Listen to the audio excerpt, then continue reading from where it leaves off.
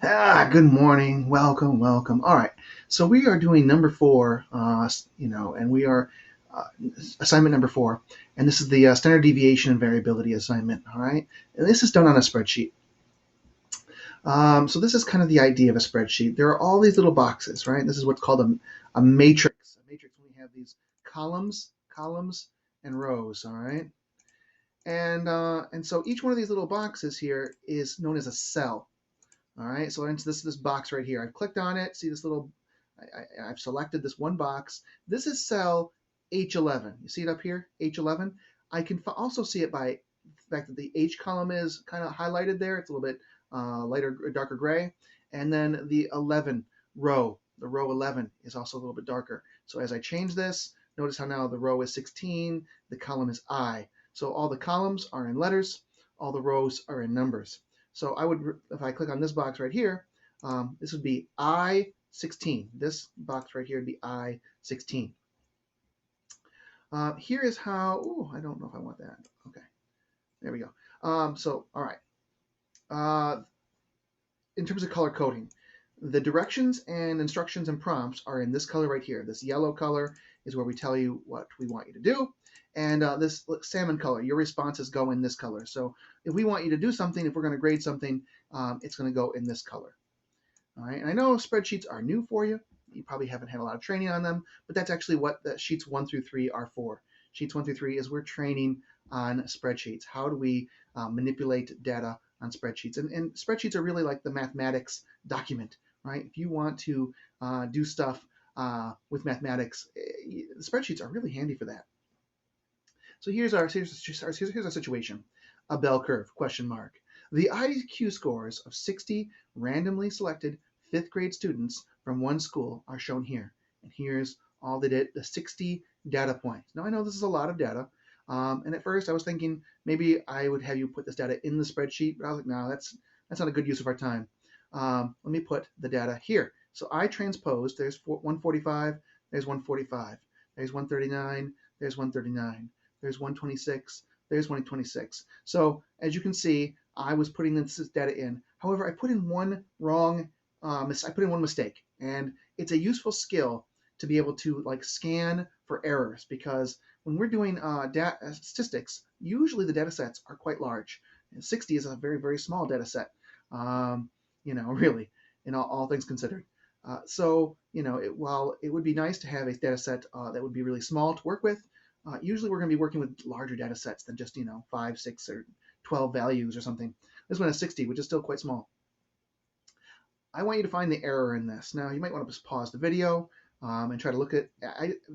It's not a useless request. I actually want you to get used to this idea of you're scanning data for error, because you are going to have to do this for a lot of different. Anytime you're doing manual entry for data, you're going to want to make sure that you are manually scanning for errors. After you've got the data in there, you want to make sure that it's completely correct, because one mistyped cell and things are not going to go well, or there'll be a slight error.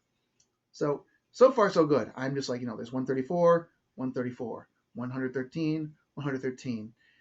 Pause the video now, maybe just to give yourself a minute to scan this, or if you want the reveal, just keep playing the video playing. All right, hopefully that as you're scanning, you're seeing that I'm going down the bottom. There's 124 here, which corresponds to this 124 there. I go back up to the top, I got 106, 106. Right, there's a problem right there. Look at that. 106 is supposed to be followed by 124, and 125 is the actual number that's in here. So here's what I want to do. I want to fix this cell. For me, it's going to be G4. For G4 is the cell that's in error. I want it to be 124. So I'm going to type on my keyboard, I'm typing 124. If I press enter, boom, it goes down to the next cell. All right, so I can change any one of these cells by clicking on it, typing in the numbers I want, and then pressing enter to fix them. So find the error in the data entry. So G4 equals 124, not 125. So this is the one you should have fixed. All right, that's the one you should have fixed. G4. G4 was 124, not 125. Okay. B says put the data in a single column. Now I know you guys have Chromebooks. which makes this a little bit more difficult. Let me show you how I would do it if I have a nice mouse and things like, right? So, and then I'll show you how to do it on a Chromebook. If I have a nice mouse, one thing I can do is if I go up, put my mouse cursor up here in the title of this, and if I hold down the Shift key and I use my mouse wheel, I can get this to change size, right? Hold on, Control. I can get this to change size. That's handy, maybe to have. But if you have a trackpad and you're not gonna be able to do that, that's all right. I'll show you a different way. So if you have the mouse, you change it to the size you want, and if you just click on where you want to start, I want to put all this in one column. I'm going to choose to put all the data in column F. That's just me. I could put all the column in column G. It won't change a thing.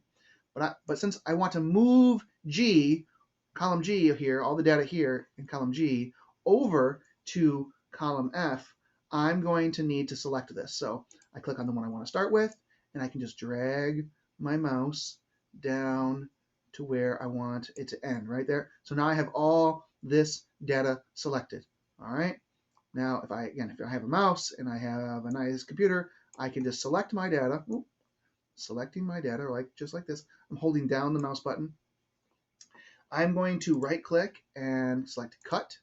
All right, which means gives me this dotted line, this dotted box around the data I've selected.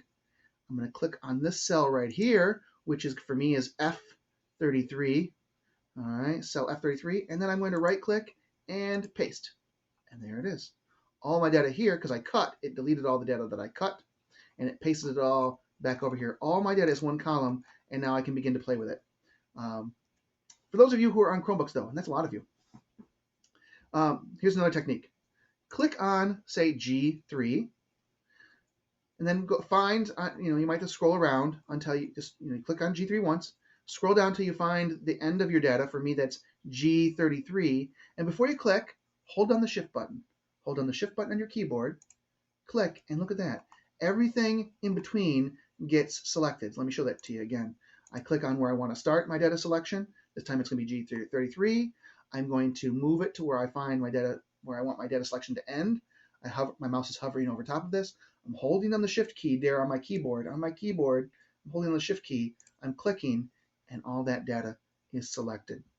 All right, so now that my data is selected, I'm right-clicking, and I click on Select Cut. All right, that gives me that dashed box there. All right, and then I want it all in one column, so I'm going to click over here, the end of this column in G. This is actually F33, and I am right-clicking and pasting. All right, that's how that's done, all in one column. If you wanted to move this column over here, you can. Again, I'm clicking on this one, hold on the Shift key. All right, now I've selected all that data. I'm going to press, I can do Control X, does the cut. That avoids me having to right click and select cut, just Control X. See how it says Control X here? That's the hotkey combination to do cutting. And then I could paste it all right there with Control V, right? Control V is pasting, right? There it is to remind you. However you want to do it, that's okay. I'm going to do it like this, holding the Shift key, selecting all my data, Control X to let it know I want to cut that data, clicking at the bottom of this column here, where I want to paste, Control V, there it is. All my data in one column. All right, maybe you want to pause the video here until you get all your data in one column. Okay, great. So we are done with A. We found the error in the data entry, right? That was G4, which is now over here. We want to put the data in a single column. We've done that. Put all the data in a single column. And then C. C says make a histogram that displays the distribution of these IQ scores effectively. And remember, this is the IQ scores of 60 randomly selected 5th grade students from one school are shown here. So these are IQ scores. And maybe you know this, maybe you don't, but an IQ score that's an average score, the mean that's supposed to be 100, right? So when we see someone here who's got 145, that's a quite high of an IQ score. 101 is fairly right in the middle, nearly completely average, right? I don't see any 100s in here, but there's a couple 101s. So this is IQ scores. Let's see. We're going to make a histogram now, all right? We're going to make a histogram. One of the nice things about spreadsheets is that it makes charts and graphs really easy to do. but you've got to do your part in terms of organizing your data. One of the things you need to do is get all your data in one column, which is why I had you practice doing that. So I'm going to select, for me, it's going to be F3. I select the beginning of where the data I want to select. And now I am going to use my trackpad with 2 fingers. I'm using 2 fingers to scroll down to the bottom. And before I click on this end of my selection, I want to hold down the shift button. Holding down the shift button, clicking this, and everything is selected. That's important because if I don't have all the data I want selected, then the computer won't know what I want to make a histogram of, right? By selecting this data, I'll show it to you again. By selecting this data, clicking on where I want my selection to start, scrolling down with 2 fingers on my trackpad to the very bottom. Before I click on this, I am holding the shift button. Now I'm going to click, and everything in between gets selected. All right. And now that everything is selected, I'm going to go to Insert, Insert on the upper left-hand menu, right? Insert, and I want to insert a chart. I want to insert a chart. Okay. So Insert, clicking Insert has a drop-down menu. I select Chart, and look at that, a histogram pops up by default. Histogram pops up by default. I don't care really what kind of histogram you have, as long as it's a histogram in this area. This whole point of this is just to show you that, woo, we can do histograms. Ain't that fun? All right. If you want, I encourage you to play around with some of these, some of these options. Particularly, if you click on Customize, there's a histogram column. You don't have to do this. I just encourage you to. You can change the bucket size. And I want you to see that you can change the bucket size because when I change remember what a histogram is? A histogram is like a bar chart with intervals, right? I chose 50. I chose a bucket size of 50. Look what it did to my distribution shape. It's blocky and it's not very useful. This does not give me a great idea about what's going on. If I choose a bucket shape of 10, which was actually what was auto-chosen, then I get a fairly decent distribution. If I was looking at this, I would say this is roughly, bell-shaped. This is, kind of a normal distribution. I might say there's a little bit of a skew to the left, maybe here. Do I detect a tail? But you can also change other bucket shapes, right? If I chose a bucket shape of 5, I get this shape. And now I'm still kind of seeing that skew to the left a little bit. But now my shape is changing a little bit. It's not as nice of a distribution in terms of the bell-shaped curve like a normal distribution anymore. If I choose a bucket size of 2, it starts to change again, right? It's interesting. So I'm just going to choose auto. That's fine. I just want you to realize that you can change a lot of these different chart settings in the histograms, and I encourage you to play around and see what you can do. Why isn't it letting me change? Why are you doing this to me? Oh, I wasn't pressing the right part of my trackpad, right? All right, so there's some things you can change. We'll get into more of these, but I just wanted you to see, like, creating a histogram just now, that was a lot easier than doing it on paper, on graph paper, right? Okay. So we got C done. Now D. D, what is the mean? Who wants to put all of this data in their calculator to find the mean? Huh? You feeling like that's what you want to do? You want to go open up our graphing calculator? We want to break this out maybe, and we want to calculate the mean? No, we don't want to do that. That's 60 pieces of data to add up here. We would not want to do this on our calculator per se. Yes, can it be done? Sure, we could add all this up on our calculator. No problem. It would just take a while. Okay, well, guess what? Spreadsheets, the magic of spreadsheets is we can do this a little bit faster. Remember how I selected things? I'm going to click on F3 for me. F3, that's the beginning of my data. And I want to select everything in this column, just like I did for the histogram. So I clicked on F3 to select it. Going down to the bottom of my column here, right? And I see that this is F62. F3 to F62. That is the range I'm going to use in a second. All right, I'm going to keep that in my head. All right, I'm going to click on the little salmon thing for what is the mean. Well, what is the mean? Here's how I do this. Rather than throwing this in my calculator, the spreadsheet will do this for me. The spreadsheet will do this for me. I first want to press this equal sign, all right? And let me zoom in. Let me zoom in a little bit so that you can see. It's going to be kind of small, right? Wish I could get a little bit bigger for you. but no, I put in an equal sign. Putting in an equal sign in any cell in a spreadsheet tells the spreadsheet to calculate something. All right, it doesn't know what it wants. We want it to calculate yet, but it knows we want it to calculate something. I am then going to type average in all capital letters. I think you can get away with not typing it in capital letters, but I don't know. I haven't played around with the not doing it in capital letters. You're supposed to do it in capitals. Average is the same thing as the mean, right? I wish it gave us this command in just terms of mean, but it doesn't. Average, you got to type average in there, okay? So typing equals average, and then I got to put a parentheses, and I'm going to tell it what cells to do. If I just click on F3 here, it'll type F3 in there for me. All right. And if I scroll down, notice this little thing sticks with me. If I scroll down to the bottom of my data and I hold down the shift key, and click F62 here, it types that in there for me too. All right. So now I'm going to close this parentheses and just press enter, and boom, it just calculated the mean, the average for all that data for me. I'm going to delete it and I'm going to show it to you again. Whoop. I'm going to delete it and show it to you again. I'm going to click equal sign, tells the spreadsheet to calculate something. I'm going to type average in all capital letters. That tells it I want to calculate the numerical average of a data set. All right. I'm going to open the parentheses, and this time I'll just type the cells. This one is F3. I'm typing it this time.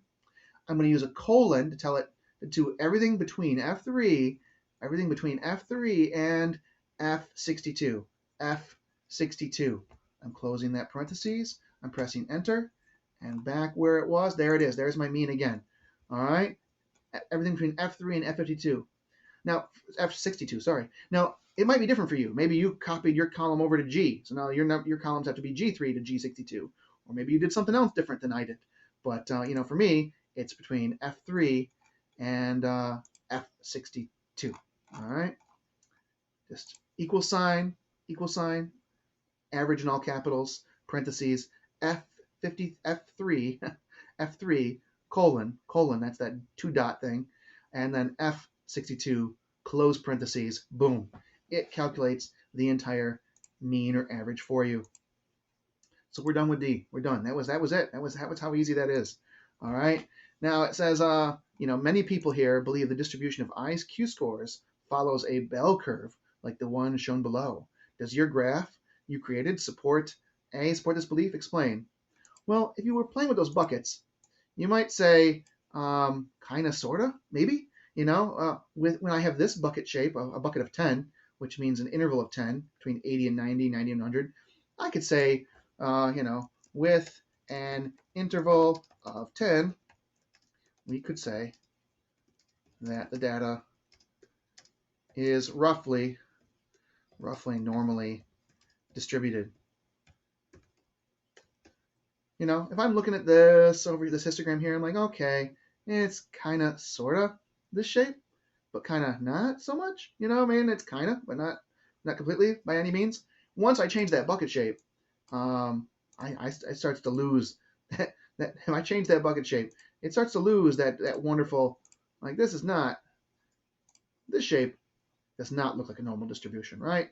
This is not a normal distribution. So I could, if I wanted to be really, really fancy here, I could say, with an interval. Hopefully I formatted this right. With an, no, I did not. Okay, with an interval of 5, the data does not appear to be normally distributed. Okay. Oh, when I press enter, it does wrap that text. Good. Okay. So that's kind of like the response I'm looking for there. That's it. That's day one, sheet one, day one. Can I move this around? No, I can't. Well, you'll see there's different sheets here, and apparently Screencastify won't let me move this little box at all, which is kind of less than what I wanted. So, all right. Well, anyway, that's day one. That's sheet one. That's the instructional video for those of you who are struggling with this and needed a little bit extra help. Have a good day.